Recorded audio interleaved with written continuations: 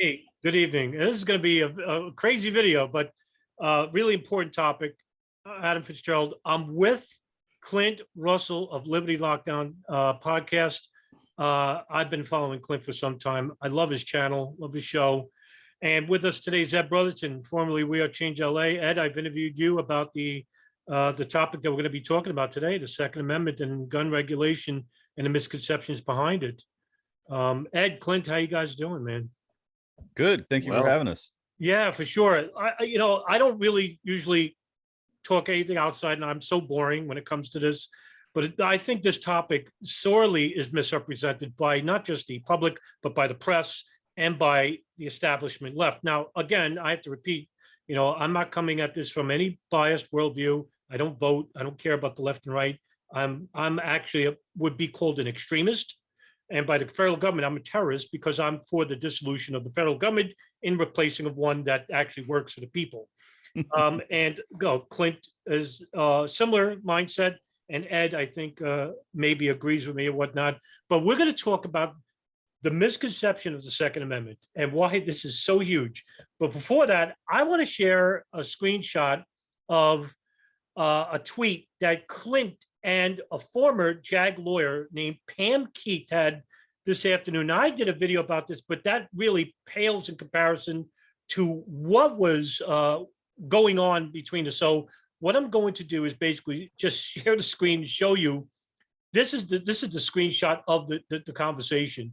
And Clint, you wrote, the most basic human right is self-defense, the thing you want stripped from us. And her response was incredulous. She wrote, self-defense from what? Policies you don't like, election results that disappoint you, someone who cut you off on the road. Defending yourself, your family, property does not require a weapon designed to take out a platoon at 500 yards.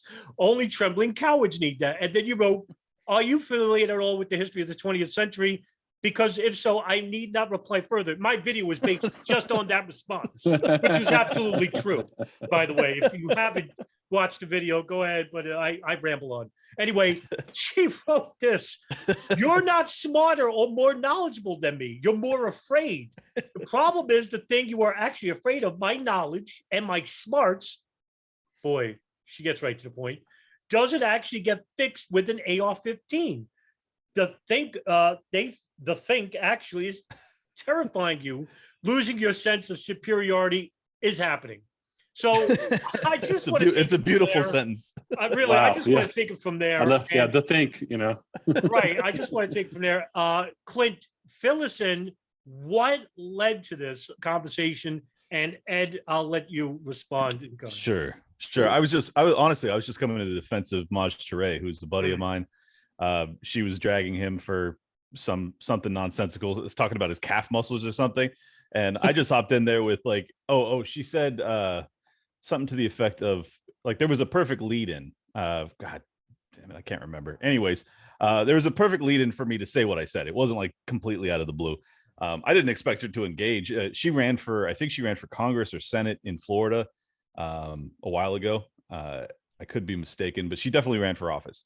Anyways, so she's like a known lunatic. She is, crossed many of my, friends and affiliates' paths, and she always comes across kind of crazy. But I honestly didn't even know that she was an ex-Navy JAG. Like, it's pretty incredible. And obviously her belief is that the Second Amendment allows us to have, I guess, revolvers or something. Whatever her limited, concept of the Second Amendment is. And I'm more of a radical in the sense that, like, I view the Constitution as being valuable only in that it protects rights that we had regardless of what the government says. So I don't believe that, if they were to say there was a new Constitution written or a new Bill of Rights and they removed the Second Amendment, I would still believe that we have a God-given right to defend ourselves. As I said there, I think it's the most basic human right, and I don't really care what the government says about it, but having the Bill of Rights there to allow you to defend yourself in court and hopefully not have to, pick up arms to defend yourself is preferable to the alternative. And this is, oh my God, this has been an argument, by the way, just before you had this conversation with Pam Keith. Actually, what led to this conversation, actually, she wrote, Marge Tour, she's responding to, needs to work on his comprehension of human rights. But yeah, the chaos may need work too, and that's when you took it from there. Ed, this has been a huge misconception regarding the Second Amendment and what this entails. And this is the reason why I wanted Clint to meet you and you to meet Clint and to talk about this subject, because when I had you on the podcast, this was something that I think is sorely misrepresented. It's also intrinsically important. Why is this important, Ed? Because it goes to the very foundation of how the people wield their power of the sword. And without them, their ability to wield the power of the sword, then that political power is not inherent with the people. And the Declaration of Independence, it's funny you guys mentioned how, especially you mentioned how you believe that the government should be removed and some other new government installed. That would be, and that's akin to what our Declaration of Independence said when they actually acknowledged this fact. They talked about this. They said and it's one of our three rights: the right of resistance, the right of restoration, and the right to renewal.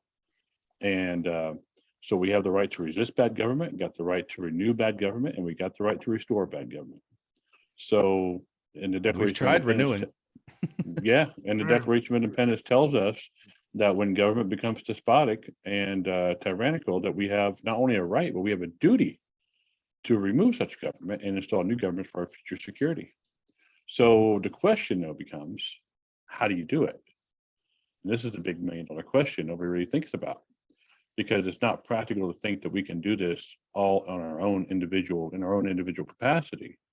Because if any one individual person were to consider themselves knowledgeable enough to believe that the government has gotten to a point where it's tyrannical and that therefore warrants the idea of removal, that individual, there's no way for him to act in a legal capacity to effectuate that specific duty. It has to be done on a collective. But how do you know whether or not that collective is operating as a special interest group, or is it acting as a governmental entity that has the rights, powers, privileges, and immunities to be able to carry out that function? So the idea being that all these ideas are basically go back to the states originally. The states are actually the institutions that created this federal government. So the states can actually they're the ones who have the militia structures in place to be able to, which are state institutions, and these militia structures are made up of the people themselves, with certain very, very few exceptions, mainly dealing with age requirements, and senility. And so the body politic acts through that mechanism. And it's through that mechanism that we're able to exercise these powers with rights, powers, privileges, and immunities from prosecution. So we're actually through the militia mechanism, you're able to act with actual legal authority. Interesting. Right.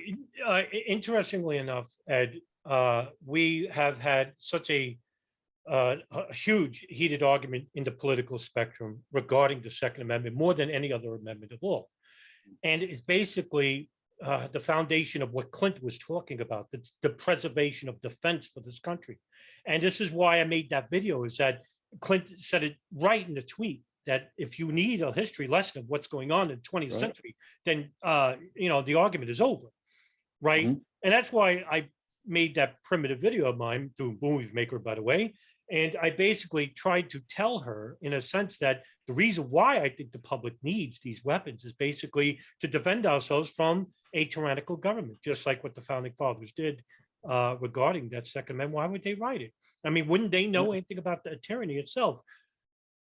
Clint, this is 100%. a huge argument regarding the political spectrum. And God's sakes, you've been talking about it for quite some time on your podcast. You talked about it with Dave Smith, even Joe Rogan's podcast. It basically talks about this stuff. I mean, but it's also linked falsely to a right-wing agenda. And this is exactly what they want to do, is malign you people of the libertarian movement over to the right, the far extremist right, and basically say, aha, you see, the reason why is because these people are violent and equal war. What do you say to that, Clint?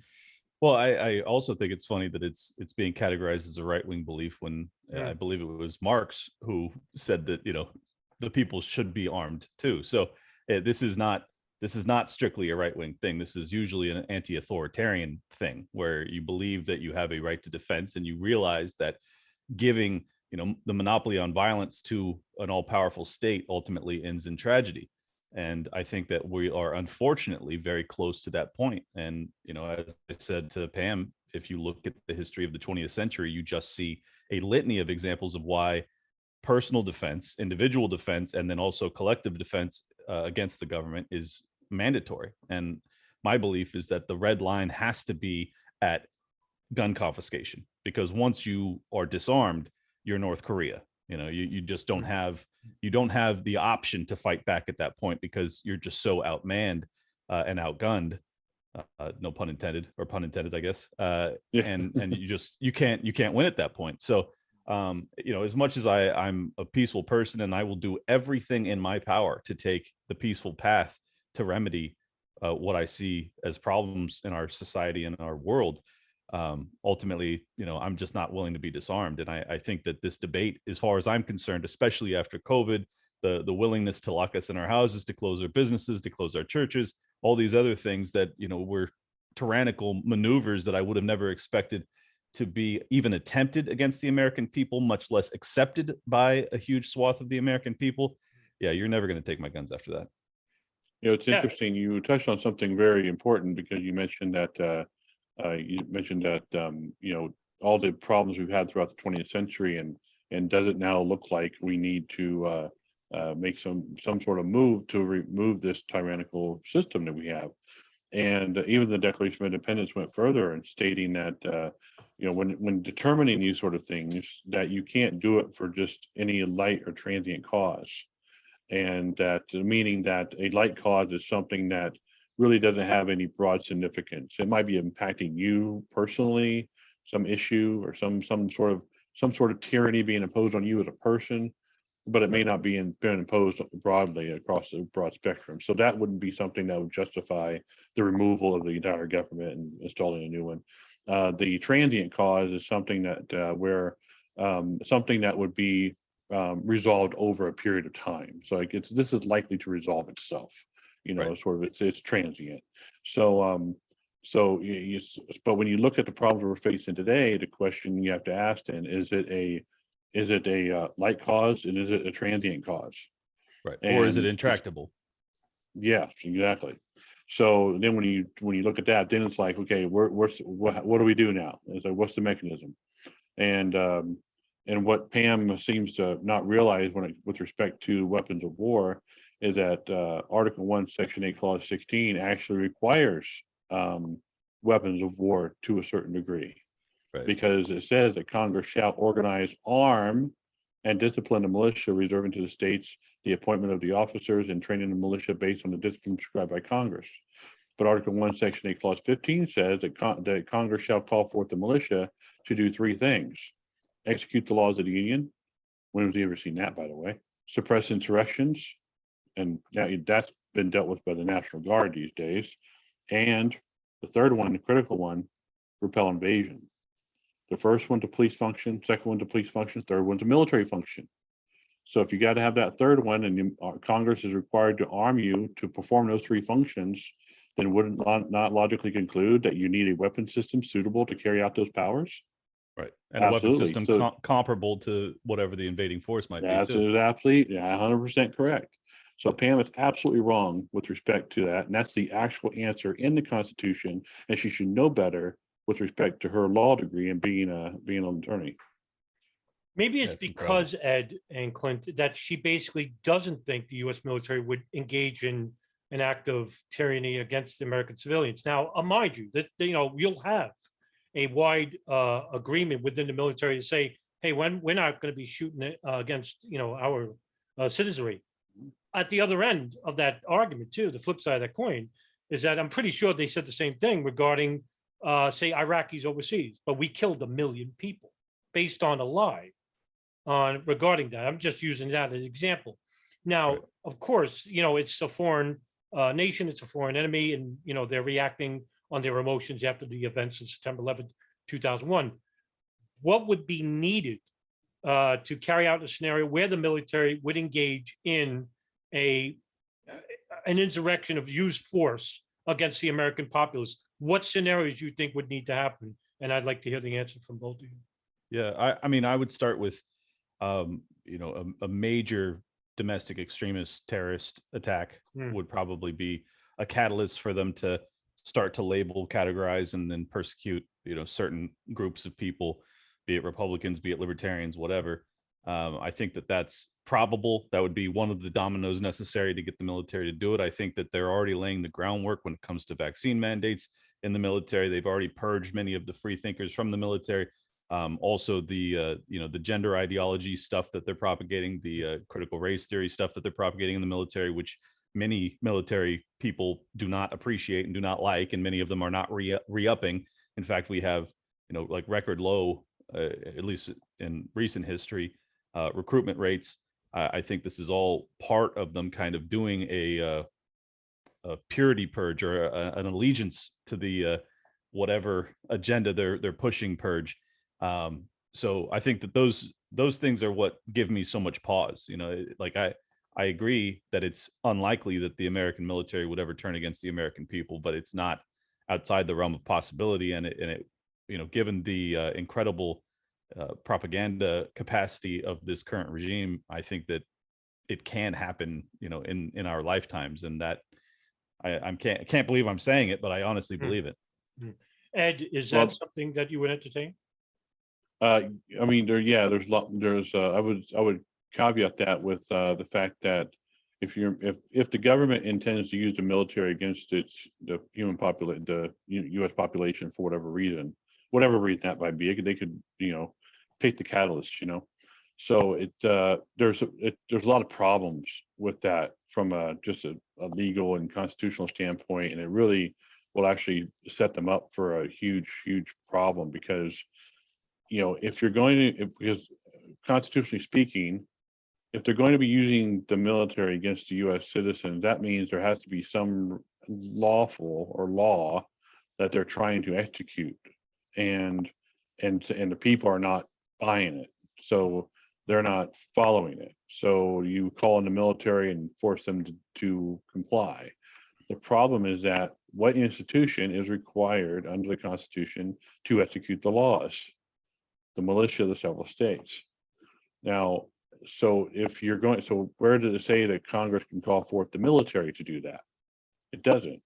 The military is separate and distinct from the militias, because it says right there in Article 2, Section 2, Clause 1, that the president shall be commander in chief of the Army and Navy and of the militia when called to national service. Hmm. So and they're the only ones authorized to execute the laws of the Union, suppress insurrections, repel invasions. So the military actually doesn't have that authority.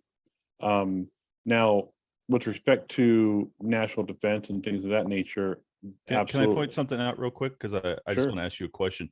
I mean, you've already said that the National Guard has basically supplanted the militia's role in suppressing insurrections. What makes you confident that the military wouldn't again supplant the militia? Well, that's where it comes the legal conundrum. Okay. Not saying they wouldn't do it, but Okay. the the Senate, United States Senate, actually already acknowledged that back in 1982, even, that the National Guard is not the militia recognized by Article 1, Section 8, Clause 16.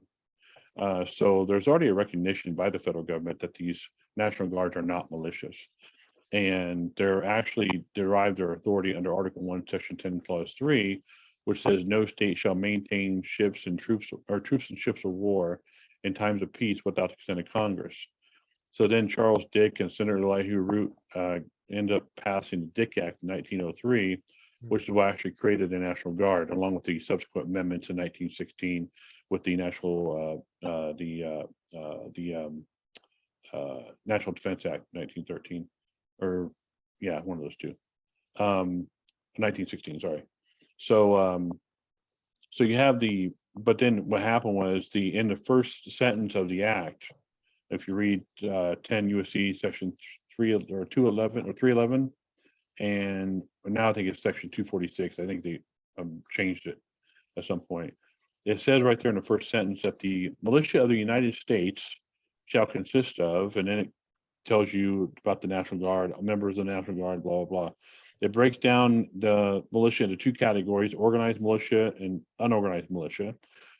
The first problem is, if you read the first sentence, it says militia of the United States. Well, there is no such thing as a militia of the United States. Congress doesn't have the power to create a militia of the United States. Militias are state institutions. They have to be called militias of whatever respective state they're from.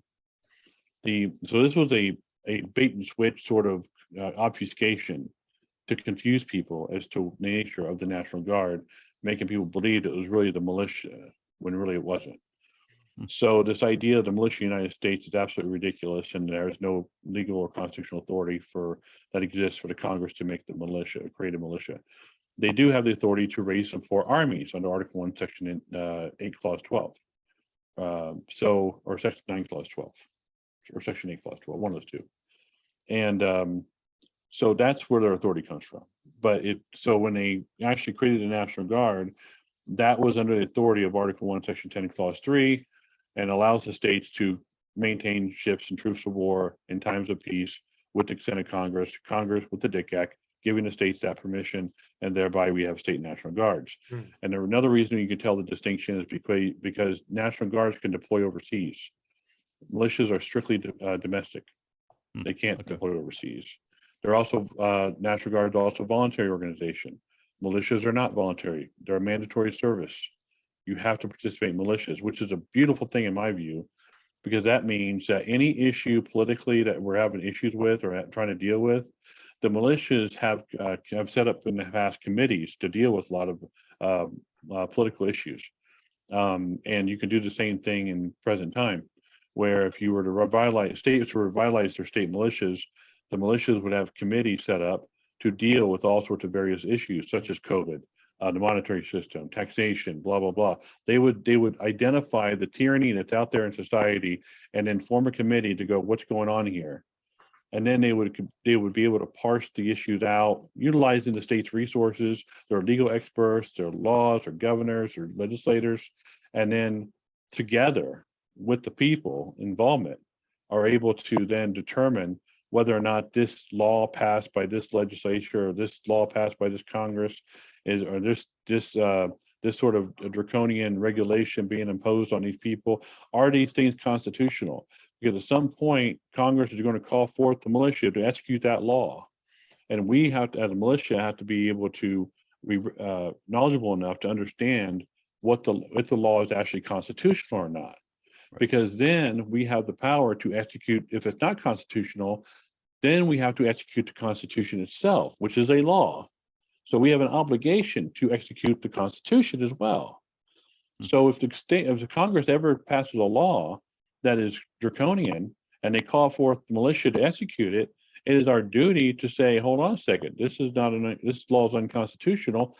I'm not going to execute this law. And I have every right and power to not execute this law. In fact, the people you're tyrannizing for trying to execute this law, we're going to turn our guns around and protect them from you. And because the militia is the last stand with respect to the legal enforcement of that law, the Congress is now left with no option but to capitulate. Interesting. They can't call in the military at that point. It's, to my knowledge, there are no, I mean, I know there are militias, but there are no state-based militias that I'm aware of, are there? There are no militias in general. Militias are public institutions. All the other ones that call themselves militias are private institutions. Got it. And they are not militia whatsoever. There are no militias right now in the United States. Gotcha. Okay. Even though they are necessary for the security of free state. Right. So that's probably why we're not a free state anymore.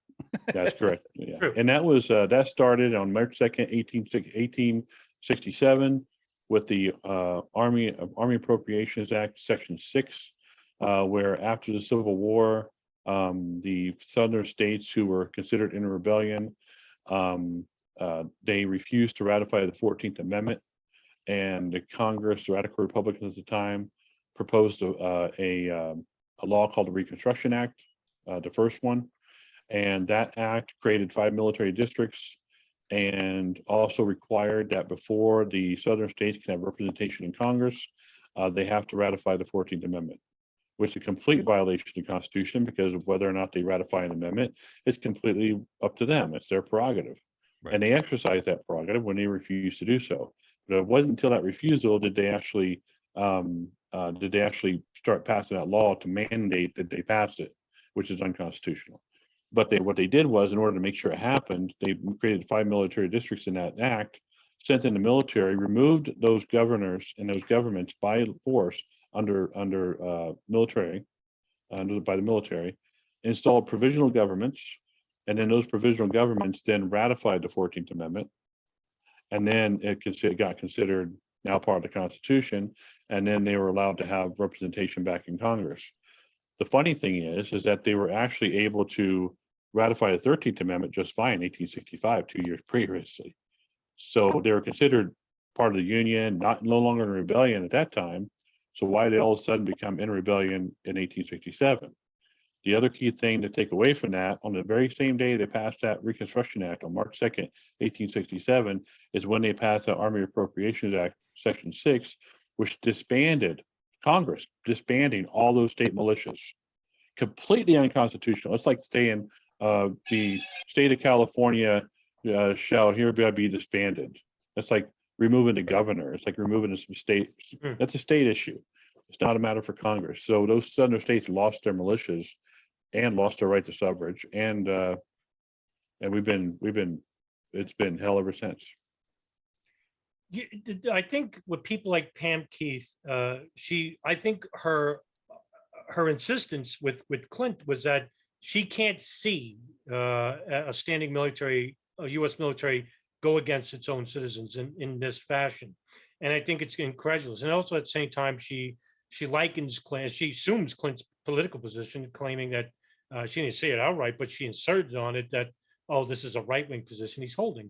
Meanwhile, he's completely anti-right and anti-left, and he doesn't hold any position regarding that. There's a huge misconception about the Second Amendment that goes back many years, even prior to the Trump administration, going as far back as even the Bush administration. But there's a clip I'm going to play. It's a 3-minute clip. It's Bill Maher talking with Lawrence McConnell of MSNBC.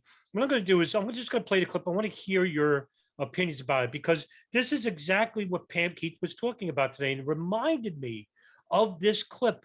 And I'm just going to play it. Get to, first of all, how ridiculous it is for people to think that the Second Amendment protects them from tyranny. Didn't Waco solve that? We just had the anniversary of Waco a couple of weeks ago. Remember Waco? You know what they had in Waco? They had like 1.9 million rounds of ammunition. They had 50 caliber machine guns. They had grenades.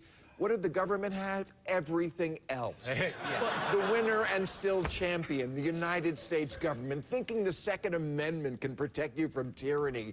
It's like thinking the First Amendment protects you from Thor. But isn't that it's quaint, it's ridiculous, it's nonsensical, and they never get called at it. That's what they're screaming about right now in Houston. This hypothetical that you're painting is terrifying, though. You're saying that nothing can protect us from tyranny. That's not in America. Nothing but not guns, when the government has nuclear weapons and the F-22 and the Marine Corps in the drones. You're saying there's no instance, even in the abstract, when liberty would need to be preserved. I'm just gonna. sorry. At the point of a weapon. I'm not saying. Correct. That's correct. What at no That's point. what we're saying. 1776. We're past it. In 1776. No. So history's over. You said present tense. I'm not talking. As of 2013, and oh, by the way, a long time before that, this country long past the point where you would ever have to rise tell in that to the arms rebels in against Syria. No, tell that to folks, we're talking about the United States of America. I We're not understand talking about and I'm not Syria. arguing. I don't own a handgun. These to nuts protect are myself not talking against the about government. Syria. 44% of the Republican lunatic party believes they might have to rise up against the government. I have a question. They're not talking about Syria. Is there any way, Lawrence, you would know the answer. Is there any way? Of course I would. Yeah. I think Right over here. This might all be part of the big plan. Maybe this is why the Republicans want to make the government so small so the fringe of their ideology will take it over armed, and then they can just hire them as a security force. Well, funny you should mention that, because Grover Norquist has actually said that the mission on this, the tax hatred of theirs, to reduce taxes down to zero, is so literally, these are his words, so that we can drown the government in a bathtub. Those are his words. Drown the government in a bathtub. And then let the idiots with the guns take it back. That part is absolutely true. They want to get it to be a tiny government. But I would like to ask Pete, you're the veteran here. These 44% of Republicans are saying the day may come where they may have to aim their guns at guys like you in American military uniforms. How does that make you feel? Well, I'm not worried about that right now, nor do I share in the conspiracy theories that our government, the Obama administration, which is what so much of what feeds this, that it's the Obama administration coming for your... I don't share and prescribe to that. But you know what? I think we're foolish if we think today that there isn't a series of scenarios 100 years down the line or wherever, where we carved out. I'm just 100 years absolutely down the Look, line. we're Republicans. None of those 40% We'd be Republicans. lucky if we survived the wildfires this The week. nuts are saying 100 years. There'll I be don't no think- planet in I can't just say because it's Okay. not going to happen soon. It could But it's never not just apply. the, it's not just the Come nuts on. we're saying soon. It's not just someone saying soon. But this goes to your point earlier about talking about how our president won't even recognize that marijuana is legal. The people who are not being put in jail for drugs but are being killed by SWAT teams and aggressive zealot police forces. Right. That's a problem, and that's what some people That who is a have problem. guns are concerned about, because they're left defenseless, and that's something that everyone should be concerned about. Okay, a lot of points to be made here, and it seems that this is exactly what Pam Keith was talking about earlier today. Huge misconception about what's happening with the Second Amendment. Huge faith in the federal government coming from some of these people. By the way, this is coming in 2013. This clip was played 5 years just previous off the Bush administration, and probably some of the most egregious acts of war crimes as outlined in the International Criminal Court's definition, which we're not a part of. Maybe that's the reason why we commit so many war crimes and crimes against humanity. Clint, this just my Let God. me rip. Yeah, go ahead. Well, first, let me say it's astonishing that they can classify us as conspiracy theorists. Well, they scoff at this concept of 100 years down the road that the world will even exist anymore. You know, like, who's the conspiracy theorist now that you're so convinced that climate change is going to, end all life on Earth, and yet, because we think that there's a potential for tyranny in our lifetimes, we're the crazy ones. So that's point number one. Point number two, I mean, these people they're so detached from reality. Like, to bring up Waco as evidence that you can't or should not have the capacity to defend yourself, it's probably the best example of why you ought to be armed. But they view it because they burnt women and children to death. They now say, so why would you even try to fight back? That's such a bizarre perspective. I can't even wrap my head around it. So, I mean, I could go on and on, but I'll let Ed hop in here for a second. Ed, Yeah, go ahead. That Waco analogy was pretty funny because, again, it's a perfect example of what the government did wrong. Because who was supposed to deal with that situation? Not the ATF. Who's supposed to be called forth to execute those laws? The militia. Guess who the militia is? Those local people, the body politic in that area. So they could have handled it much differently. In fact, the Waco folks inside the building would have been part of that militia. If that dynamic would have been existing at that time, then they would have been dealt with respect to their what do you call it, insubordination with respect to their militia service by participating in activity. So we would have gone after those guys under different reasonings completely. But the militia is supposed to be called forth. They're the ones supposed to be executing those laws, and they weren't the ones called forth. So do you have that problem? The other issue is that the idea that you have the military. You talk about the military, being used as tyranny against the U.S. population. The problem is that this is why you need to vote good people in, and why voting bad people in is really bad. Article 1, Section 8, Clause 12 says that Congress shall have the power to raise and support armies, but no appropriation for such use shall be longer than a period of 2 years. So every 2 years, they're supposed to have an appropriation bill passed to keep it going. If they don't want to have it kept going, then they just simply don't appropriate any more money for it. So there you can simply vote people in who are more apt to vote in that way, and then you don't have that standing military to worry about. Is this something that, I still am a little bit aghast at the reference to Waco, which is exactly the reason why we need to be armed, because look at what they would do to even their own citizenry. I mean, they could have arrested David Koresh when he was out jogging earlier in the day, no less, on the day they invaded the homes of the Branch Covidians. They wanted conflict. I mean, No, I'm- I think they precipitated that too, and that's the reason why when they had the Armed Services Committee to look into it, they basically whitewashed the whole thing and just Yeah. basically just said, no, the FBI was in the right or the ATF was in the right. And meanwhile, they were the ones who shot first. yeah. Uh, And Actually, if I'm actually, just real actually, quick, if okay. I'm not mistaken, wasn't it tax stamps on the arms? It wasn't even his relationship or his that would be taking of correct. That's right. 15-year-old That's right. brides or Yes. whatever. Yeah, that's right. Yeah, it was, there was, I got a chance to be part of a debrief by the ATF, one of the ATF agents who were shot there, and met him, and it was a fascinating story about the whole darn thing. He gave a great detail about what led up to it, how it all went down, what happened, and what was intriguing about the whole story. Just a little off topic, I guess, but there was a package delivered to the location there at Waco, and the package had the person who delivered it dropped the package, and what came out of the package was a grenade, and so he notified. That's when he notified the authorities, and then they conducted a very long investigation and surveillance on what was going on. They inserted somebody inside. They had an informant inside, and then at the time it came down to make the arrest, they notified the local EMTs in case something went down or something what happened. The dispatcher who was worked for the EMT.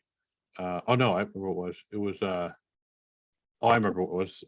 Somebody contacted the EMTs. The EMT person contacted somebody at the press to be there to cover the story, to give them a tip. And then the person who was working for the press wanted to drive out there and got lost, didn't know where he was going, but he found the mailman. And he asked the mailman, "Hey, where's this place?" And he goes, he said, "Why you ask?" He goes, "Oh, there's about to be a raid." And then turned out that mailman was a Davidian. So he went and Wow. warned David Koresh about it. And then David Koresh already knew about the informant inside and let him go. And then when they went to initiate the raid, all hell broke loose. So that's kind of like, that's the beginning of what happened. But really interesting story, what led up to it and how all that kind of happened. But Sure. And, also the public's perception of the Second Amendment is also made out of sheer ignorance and, of course, disinformation from certain media outlets and whatnot. And one such argument I was hear all the time, and I like to get both of your opinion on it and thoughts regarding, well, when they wrote the Second Amendment, they didn't talk about AR-15s because they were talking about muskets. They were talking about the weapons at the time. Clint, what's wrong with this argument? It's probably the most sophomoric argument against the Second Amendment applying to modern weaponry, just because if you look at any of the other amendments, they still apply somehow miraculously to the internet and every other new technology. So it's just on its face laughable. And ultimately, I think that if the weaponry of the government is improving in quality, so too does the militia or the people or whoever is supposed to. My foundational view is that the founders were intending to create a balance. Because they understood that if there was one side, say if it was a militia or the federal government had too much power, that then you could have the potential for tyranny. And that's what they sought to do with the Second Amendment, was to allow not just the states, but also the individuals within the states to defend their own rights if it came down to it. Not to mention just the common sense human right of personal self-defense if you have crime, for instance. I mean, there is also that. There's also, it was obviously a much bigger hunting culture back then, so it was vital that everyone have weaponry and know how to use it just to survive. So on all fronts, it was a necessity. So I just think it's bizarre that you can now try and frame this as, well, you have the right to a pistol, or a single shot musket, but you don't have a right to an AR-15. Also, it's obviously a total bullshit story that the AR-15 is this grave danger to humanity when the vast majority of deaths come from handguns as it is. Then they don't ever talk about banning those for the most part. There's just a handful of mass casualty events that have come from AR-15s in particular, but you really only hear about those mass shootings, because that's for whatever reason, that's the weapon that they want to get rid of. And from my vantage point, if that's the weapon that the government wants to get rid of, that's the one I want. So that's kind of how I feel about it. Right. Ed, is that what the founding fathers outlined in the amendment, or is it totally wrong with the public's perception on it? Well, you always have to look at it from what is the purpose of the amendment? What is the overall goal? And it tells you right there in the first 13 words, or first 13 words. A well-regulated militia being necessary to the security of a free state. So the militia being necessary to the security of a free state, the right of the people to keep and bear arms shall not be infringed. So it's very simple. This is the most overly shoehorning kind of interpretations into this thing that should not be tried to shoehorn in. You have it deals with a collective duty to keep and bear arms, and within that collective duty exists by default the individual right to keep and bear arms.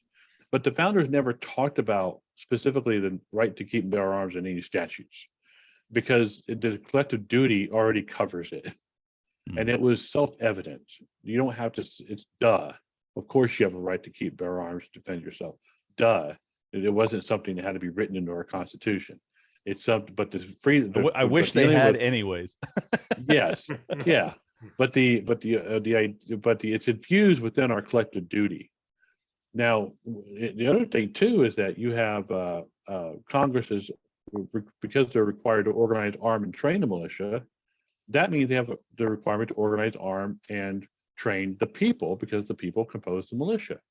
So they're always talking about, we need to, have better training and blah, blah, blah, and everybody needs to be trained. Well, yeah, you have that. They have that power. They have that power, and they're not even exercising it correctly. They have the power to determine whether or not somebody who is not of sound mind can't have a weapon, because the militia service requires, it says in the statutes, going all the way back to the 1600s, all the way up, it refers to every able-bodied male and female, or male at the time. Nowadays it'd be every able-bodied male and female. Able-bodied also means that you have to be of sound mind. So if you're crazy, obviously, yeah, it's questionable whether you're allowed to have a firearm or not, because for that reason. The question is, though, who gets to regulate the determination of whether somebody's crazy? That's where you get into the minutia of the thing, and some of the things that have to be worked out. It would probably need to be the militia in that case. I agree. Yeah, because I mean, if you have a federal government that has that capacity, then they're just going to label all of us crazy. Right. And then, these are state institutions, and the militias are best suited to deal with that problem, because they're the ones around the people the most. Exactly. That which they would know whether this person's got problems or not. They would know this person's going whether or not it's going off the deep end. In the military, we had I carried a weapons card, so I carried a weapon every day. And if I was going through, or somebody determined I was going through a hard time, or going through some personal problem, going to a divorce or whatever, or I'm suicidal, I would have my weapons card pulled, and I could no longer have a weapon. You could do the exact same thing with respect to militia, and so there's nothing that keeps the states from doing it, but the Congress cannot. I just want to point out real quick that they completely laughed this guy off the stage when he says, in 100 years, who knows what could happen. It was less than 8 years later that the global economy was shut down. Yes. So that has kind of expedited his prognostication. And I mean, I grant you that in 2013, to say 8 years from now we could have this happen, you would sound like a lunatic, but then it did. This is the whole point in having the capacity to defend ourselves, is that you don't know when tyranny might arise, and it might arise very rapidly. So I as far as I'm concerned, the gun control debate is over. The whole reason I challenged Pam to it is because I think I could embarrass her, and I want to embarrass people that hold these completely deluded beliefs. I just think that's honestly, from my lacking power position, because I don't have any power to do anything else really, is to shame and embarrass these people into shutting up. So that's kind of my goal there. And when you have somebody telling you, "Oh, I'm smarter than you," blah blah blah, and I Of mean, it's course. just childish nonsense. Yeah. You know, Well, who she does already that? lost right there, but I would still like to, just so that their worldview is actually challenged, because what they do a tremendous job of is siloing off their their base, so that they never get to hear a contrarian view. And Yeah. I strongly believe that if I can get high profile gun grabbing type of people to come on my show and debate me on this stuff, I can actually perhaps reach 50 or 100 people that went into it as a fan of that higher profile person and come away going, oh my God, like maybe my worldview has been wrong. Because I believe that this is like, I hold this belief not for myself, but because I believe it's ultimately the best foundation for a civilization. If you don't have the capacity to defend yourself, guns rights are minority rights. Like this is what, if you don't want to have a minority that is rounded up and put into camps, and I'm not even talking, straight white men or Republicans or anything like that. I'm talking the Jews or the dissidents within China. Yeah, Japanese in America, obviously in the internment camps. Yeah. I mean, there's a litany of examples. Or slavery. Like, imagine how quickly slavery would have ended if those guys had been armed.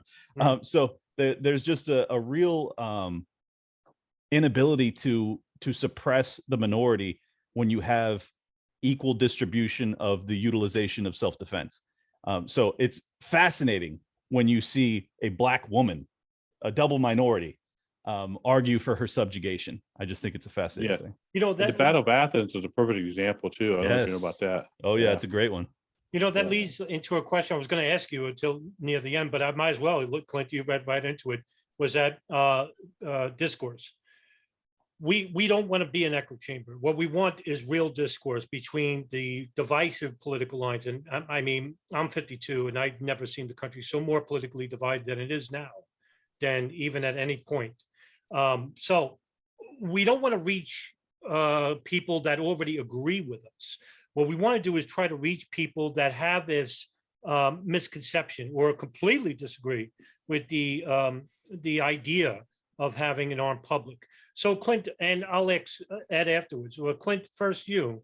How would you go about trying to reach people like Pam Keith without the necessary arguments or debates? How would you go about providing that message to the people who are like Pam Keith or Pam Keith in general? Yeah, well, to be perfectly blunt, my intention was not to reach Pam Keith. I want to reach the people that follow her, that like her stuff, that have believed in their deluded worldview that she's a genius or whatever. I think those people are reachable. I think oftentimes the people that are, newscasters on, MSNBC and stuff like that, first off, I don't think they're all that bright. I don't think they're really thinking. I think they're just kind of like repeating what they've been told their whole lives. And it's really hard to break through to those people. The reason that I think I've had success with my show, Liberty Lockdown, is I started it very early, like a month after the lockdown started. And I just hammered every untruth that was in the narrative for 2 years straight. And people that slowly caught on, my audience grew and grew because more people started to realize I was telling the truth while they were being lied to. Because if your eyes are seeing something different than what you're being told by the media over and over again, at some point, some of these people start to question what's happening. And those are the people that you can reach. Some people will never question it. Even when they're put in the gulags, they're not going to question it. So like, I don't really want to spend my time trying to reach those people, but I think that there are far more people that are reachable than most libertarians believe.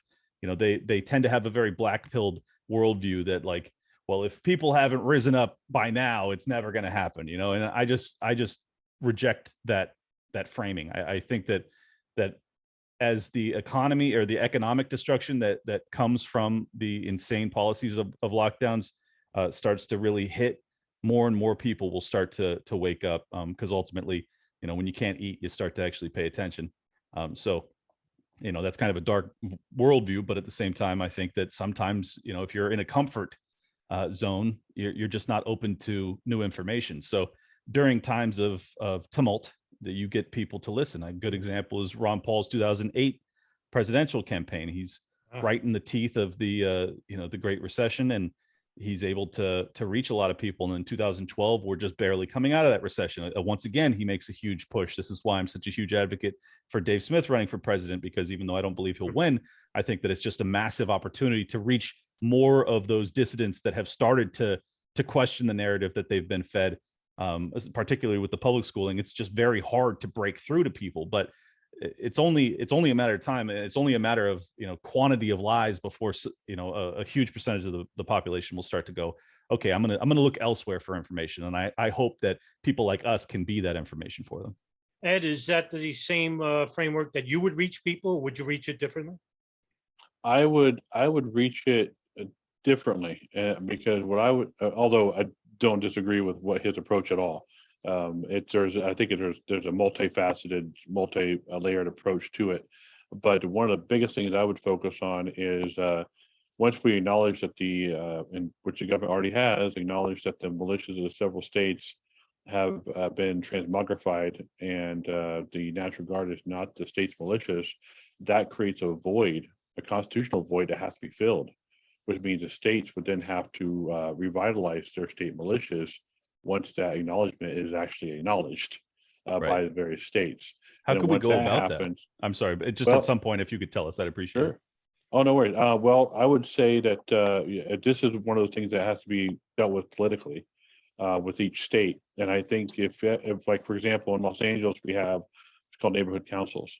And I think if we deal with it on a very, very local level and make a big stink about it on a local level and take it up to to the various counties and cities, specifically counties, and then make a big stink there, and then make it a conversation, and then eventually it will, and also at the same time approach the state legislatures and say, look, we got a problem here, and show them data, show them the information, and show them the proof, and then make them once you, here's my thing, and it's a kind of a weird paradox, because what you need enforcement of the militia statutes, but in order to get the enforcement of the militia statutes, you need the militia to enforce the militia statutes. So it's a weird paradox. So but once you get that National Guard acknowledged as not being that militia, they're going to have a real hard time with justification of not revitalizing a constitutional mandated institution like that. So you got to start, I think, locally, and get the local neighborhood councils realizing that, hey, there's this mechanism here that can help us locally, because that's what militias are all about. It's all about the community, their local community. It's all about polity and subsidiarity, where problems that are happening, put it this way, every problem is happens somewhere. And so you have to be able to solve problems with the people who are in the most immediate affected area, because they're the ones who have the most information to be able to deal with that problem. Because they're the ones who are dealing with it already. So you got to give them the tools to solve that problem. And that's a concept called subsidiarity. Those who are in the immediate affected area are those who are most able to solve that problem. So when you're dealing with local problems like homelessness, crime, things like that, your state militias, your local militias are supposed to be the community organization to deal with those issues. The irony is that because the militia is made up of the whole body of the people, those people who are causing those problems can be dealt with very easily because they have to answer to their own militia companies. You see? So it's almost like a self-policing problem, the issue. And this is something that people don't realize there's a tremendous benefit there. So I think the outreach comes through revitalizing the state militias in the states, and through that, education can become part of that militia training. It can be part of the militia requirements. It can be part of the civic duty that the people can take part in. Well, I'm sure you're aware of this, Ed, but to even have this discussion and use the word militia has us on watch lists automatically. So, I think it's a constitutional term. I know. Believe me, I know. I'm just saying, like, this is particularly under the Biden administration. This has been a huge push to go after anybody who would even dare utter the word, much less, have a Betsy Ross flag or a Gadsden flag. It's funny. Go ahead. Yeah, it's funny you say that because I actually spoke at a libertarian meeting in LA, a libertarian group here, and I was talking about this very subject, and it was received by some people very well. And one guy came up to me just angry Yeah. that I even mentioned the word militia in their group. Ah, He's like, now we're going to be watched, and he got very conspiratorial about it. And I was like, You should have dude, told him we relax. were already being watched. Don't worry about it, brother. I said, yeah, I said, dude, relax. I said, first of all, it's a constitutional term. It's used 5 times. They're going to adjust it. And I'm speaking about it in a constitutional framework, Right. not right. in some bunch of guys running around the woods with, BDUs on and playing war. That's not a Right. militia. They may be well intended, but that's not a militia.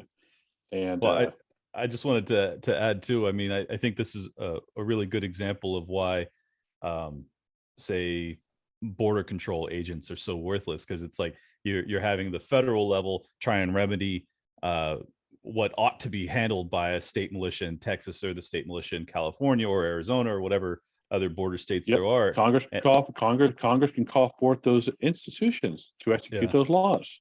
but You they see? haven't.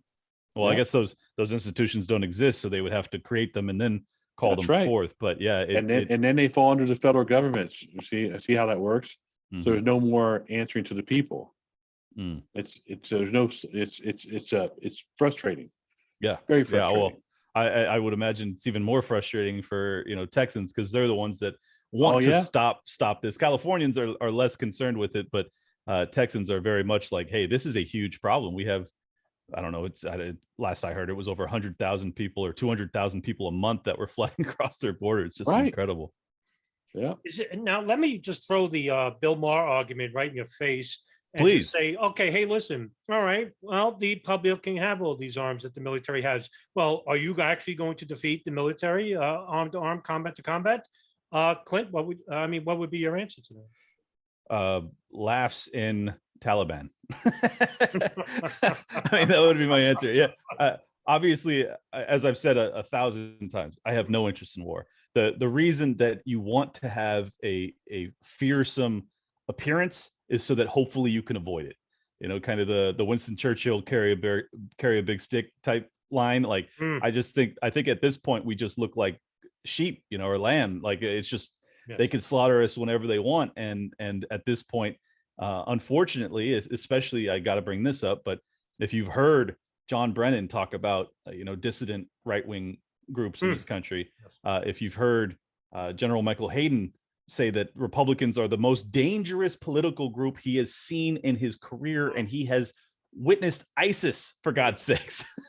You have people at the highest levels, at the most secretive, the most unelected positions within our government, that have the capacity to drone strike any of us at any moment if they chose to, even though it would be unconstitutional, obviously. I think that it's extraordinarily dangerous. And if we don't have any sort of capacity for pushback, then I have no faith that they won't eventually push. So whether we can win or not is irrelevant to me. It's not even like I perceive that as a likely outcome. I think that it's just very important that you show that, the risk of them doing that is so high that they won't. So that's my hope. Ed, in Kissinger's memoirs of Henry Kissinger, he wrote that there was a specific incident during the Nixon administration where the people were protesting against the Vietnam War. They were outside the White House, and they used yellow school buses, children's school buses, to block off the street, but they were going past them. And Kissinger noted that Nixon, he was standing next to Nixon, where Nixon basically said, Henry, they're going to come in, break in, and get us. And Chris Hedges once remarked, that's exactly where you want people in government to be, to always be aware that the public will hold you accountable. Is that exactly where we need them to be? Oh, 100%. I mean, there's even Mao, one of the only things I probably agree with him on is that all political power comes in the barrel of a gun. Right. And so, yeah, I mean, but the power of the sword has to be put back in the hands of the people, just like the power of the purse. And when the government fears its people, there's liberty, and when the people fear its government, there's tyranny. So that's right. Yeah. And but to touch on too a little bit what you said there is, I've always tried to imagine a scenario where the U.S. military would be used against the people like that. if you have a revitalized militia structure, what would that look like if you think about it for a moment? Because it's not like the southern state, like the Civil War. Right. You have southern states and northern states. Those were two large swaths of the population with very big different ideological ideas, et cetera. So, and those two are at war and are very defined as far as the groups. But when you have a U.S. military and they're like, okay, we're gonna send you against these militias. Well, the military has family who aren't in the military, Hmm. and those family members are going to be probably part of the militia. So now you have this weird dynamic where you got all these military members who have family members who are constitutionally militia members, and they're being asked to fight their own family members. It's a really bizarre kind of scenario. So I don't think personally that it would ever happen. And I don't think there'd be, if it did happen, I think there wouldn't be any real, I think there'd be some serious pushback because of that dynamic. And Yeah. number three, I don't think it would happen because, well, if it did happen, it would be, then we're done, basically. I think we've gone too far beyond any repair. Well, to finalize this argument and debate off is that, Clint, what is the precipice for the future regarding the Second Amendment about a citizenry without the need for defense? How would you go about sharing this message of anti-war? I mean, especially within the libertarian community, because I have no faith whatsoever in the left-right paradigm. And I think that and this is coming from me, I'm not a libertarian, but I think from what I've seen from the libertarian community is that they need to go at the anti-war message, the original Ron Paul precepts of anti-war, which you would basically become the threat to the establishment order. And I think this is exactly, I've said this ad nauseum, I sound like a broken record at this point. Is this something that the libertarian movement need? I mean, I think the time is right now. And the more Right time now. that we go forward, we're basically going to lose people, and we're just not going to have any hope. I'm going to put my eggs in a basket with the libertarian movement. And I think exactly what needs to happen is people like yourself, who has an established channel that can reach a large audience, people like Dave Smith and Reed Coverdale and the Jackman brothers. I mean, the redheaded libertarian. Even the Tower Gang pod, as crude as they are, but they serve a purpose, and to that Sure. purpose is that they're trying to send a message. The message is anti-war. The message is corruption of government from both the left and right paradigm. Clint, would this be a message now to reach the people? And I'll let you finalize your thoughts on it. Yeah, I mean, I think it's now or never. The whole reason I started my show is because I felt that way. You know, Yeah. I was a successful entrepreneur that was very much enjoying his life, and then the lockdowns happened, and I was like, okay, I have no choice. I have to get involved now. I've tried to avoid and ignore politics my entire life, and politics wouldn't ignore me. So now here I am. So I'm not turning back at this point. And ultimately, you know, as dangerous as the tyranny domestically has gotten, I am maybe twice or three times as concerned about the potential for hot nuclear conflict with Ukraine, Russia, or China. I think that for that reason alone, the anti-war message must be heard. And I don't think people understand how precarious what we're doing in Ukraine is. I don't think people understand how precarious it would be if we were to go into, you know, war with China or Russia or both. It would almost certainly, like, that we have Kinzinger out there, you know, tweeting about how if the nuclear power plant in Ukraine is to leak radiation, that would be an automatic trigger for Article 5, in which case NATO then has the full right to, you know, invade Russia or defend Ukraine or whatever variant of those two things. And I think that Putin would respond, you know, very violently. And it's only a matter of time. You know, this is why I'm such a huge advocate or a fan of Scott Horton. His most recent work was Hotter Than the Sun: Time to Abolish Nuclear Weapons. And obviously that's far-fetched, but I think that it needs to be brought into the common debate sphere where we're actually discussing this again, because I feel like we're all asleep, you know, because it's been 70 years since nuclear weapons have been used. No one believes it'll happen. But there's now a very flippant attitude amongst our political class where they just say, you know, we can escalate to de-escalate. That's actually Russia's position on nuclear war is that they will escalate to de-escalate. This belief that you can nuke a nuclear power and not expect them to nuke back, I just think it's absolutely suicidal. So yeah, I mean, I think that the anti-war message, it's now or never. That's my honest belief. Ed, Clint brings up a great point about Scott Horton's book, which basically touches on the one area where all of human life is concerned, and that's nuclear fallout, winter, and war. Is this the right message to bring to the people, even outside the libertarian movement, regarding war, anti-war? Is that the message that we should bring to the people and made the people aware about the corruption of both the left and right federal government? Oh, 100%. The question is what mechanism we use to do it. And you bring up nuclear weapons. I mean, in my view, nuclear weapons themselves are a violation of natural law, and a violation of Geneva Convention, violation of every single legal code ever in existence, because you cannot deploy it without the collateral damage that goes well beyond what would be reasonable for any humane society. Yeah, it could be argued it's a war crime just to possess them, honestly. Just to possess them. Yep. Sure. Final thoughts, Clint, regarding about the subject at hand. What message you want to bring, and also how can people reach you? Sure. At Liberty Lockpot on Twitter. I am 800 away from 50,000. So if you guys could follow me, I'd appreciate it. Liberty Lockdown is the show. You can YouTube, Spotify, all over the place. As far as closing thoughts, I just want to encourage people to speak out.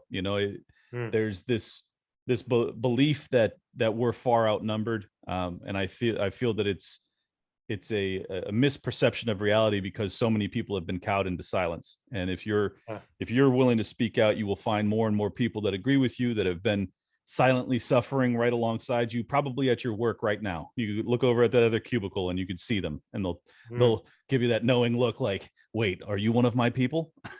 So I feel like that's probably the best thing people can do in their day-to-day life, is to just speak with courage. Stop biting your tongue and tell the truth about what you see wrong in the world. If you align with our belief system, certainly you could look into getting involved with the Libertarian Party or the Mises Caucus. That's always the political avenue. If you're not a believer in that, just your day-to-day life, friends, family, you don't have to beat it over their head, but certainly don't allow them to beat you over their head with their ideology while you don't say anything in return. Ed?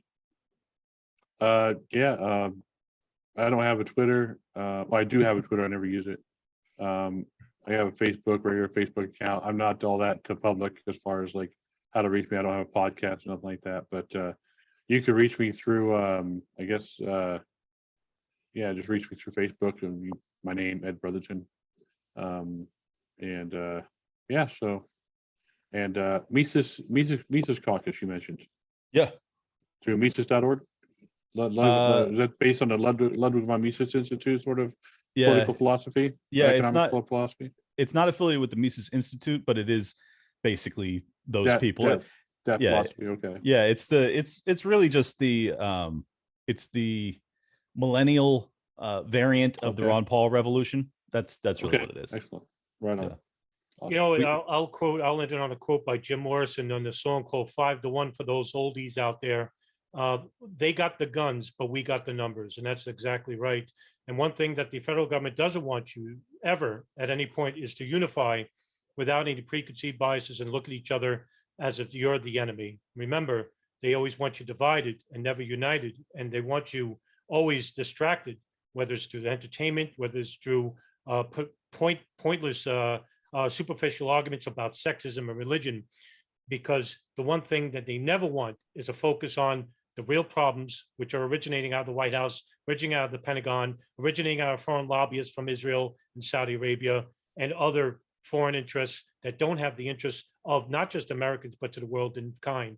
And so what I would suggest to the people out there is to get rid or to pull out the IB of their arm and say, I'm not playing this game anymore. I'm not going to believe what the TV and the radio tells me. I'm going to do my own independent critical thinking and start looking into independent media like the Libertarian Institute, like people like Clint Russell and Reed Coverdale and Dave Smith and Kyle Anzalone and of course Scott Horton and Ron Paul, and how much they mean to humanity when they talk about anti-war and about the corruption of government. I'm not saying that when I say the American government, I am talking about the people. I'm talking about the people that allegedly are representing us, but they're representing themselves and their interests. And so thanks a lot, Clint and Ed, for coming on to talk about this misconception of the Second Amendment. Thank you very much for coming on and sharing your thoughts with us. It was a pleasure. Thank Thank you for you. having us.